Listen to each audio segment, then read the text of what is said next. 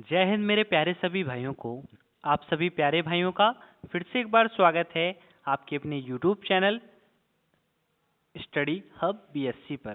आज की इस वीडियो में फ्रेंड्स हम लोग बीएससी थर्ड सेमेस्टर केमिस्ट्री का एक बहुत ही इम्पॉर्टेंट टॉपिक जो कि हर साल आपका एक रिपीटेड क्वेश्चन आपको बीएससी के एग्ज़ाम में देखने को मिलता है। आज की इस वीडियो में फ्रेंड्स हम लोग बात करने वाले हैं जीरो ऑर्डर रिएक्शन के बारे में और फर्स्ट ऑर्डर रिएक्शन के बारे में। ज़्यादा बड़ी वीडियो नहीं होने वाली है, तो बड़े ध्यान से आपको जो है एंड तक ज़रूर देखना है, ठीक है। सबसे पहले यहाँ पर आपकी डेफिनेशन लिखी हुई है, मैं थोड़ा कलर चेंज कर लेता हूँ जब तक आप सब्सक्राइब कर लीजिए।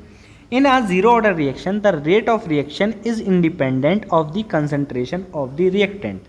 मतलब कि क्या लिखा हुआ है यहाँ पे, जीरो ऑर्डर रिएक्शन वो रिएक्शन होती है जिसमें हमारी रिएक्शन का जो रेट है, ध्यान से सुनिएगा, रिएक्शन का जो रेट होता है वो इंडिपेंडेंट होता है, यानी कि फ्री होता है कंसंट्रेशन ऑफ रिएक्टेंट के। यानी कि रिएक्शन का रेट आपका रिएक्टेंट पे डिपेंड नहीं करेगा। फिर से ध्यान से सुनिए, रिएक्शन का रेट आपका रिएक्टेंट पे डिपेंड नहीं करता है। इसको हम बहुत शानदार तरीके से एक एग्जाम्पल के साथ समझेंगे, ठीक है। तो एग्जाम्पल है हमारा H2 में जब हम Cl2 जोड़ते हैं, H2 प्लस Cl2, इससे क्या बनता है आपका, कुछ भी नहीं बनता है भाई। इससे ये आपके क्या है, रिएक्टेंट हैं, इनसे आपका H2 और Cl2 से आपका HCl डायरेक्ट कभी भी नहीं बनता है। अगर इसको एक चीज़ की प्रेजेंस नहीं मिलेगी तो ये HCl नहीं बनेगा। अगर यहाँ पर आपको सनलाइट आप इस रिएक्शन को नहीं दोगे तो HCl नहीं बनता है। यानी कि कहने का मतलब ये है कि प्रोडक्ट आपका रिएक्टेंट पे डिपेंड नहीं है। प्रोडक्ट किस पे डिपेंड है, आपका एक मीडियम पे डिपेंड है जो कि है सनलाइट। तो जीरो ऑर्डर रिएक्शन वही रिएक्शन होती हैं जिसमें आपका रेट ऑफ रिएक्शन जो है इंडिपेंडेंट होता है, यानी कि फ्री होता है रिएक्टेंट से, ठीक है। इतना समझ में आया आपको। और आपका जो रेट है वो पूरी रिएक्शन के दौरान कांस्टेंट रहेगा। मतलब कि रेट आप जो है रिएक्शन का चेंज नहीं होता है इसमें रेट लॉ क्या होता है, रेट लॉ आपका के होता है, ठीक है।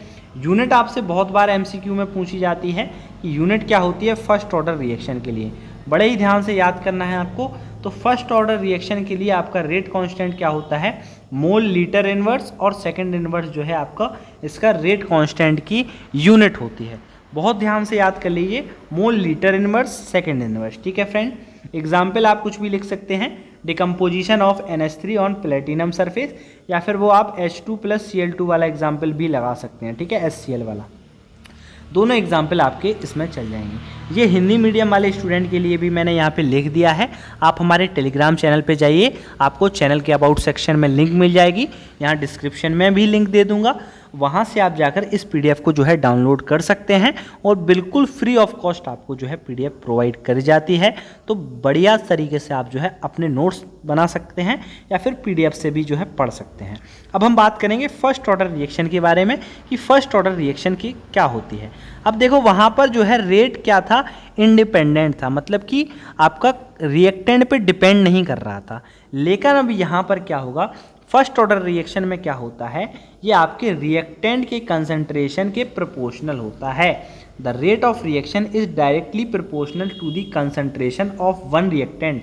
किसी एक रिएक्टेंट के प्रोपोर्शनल होता है, मतलब कि रेट ऑफ रिएक्शन जो है आपकी, इसको मैं रेट ऑफ रिएक्शन जो है आपकी वो किसी एक रिएक्टेंट के कंसंट्रेशन पे डिपेंड करती है।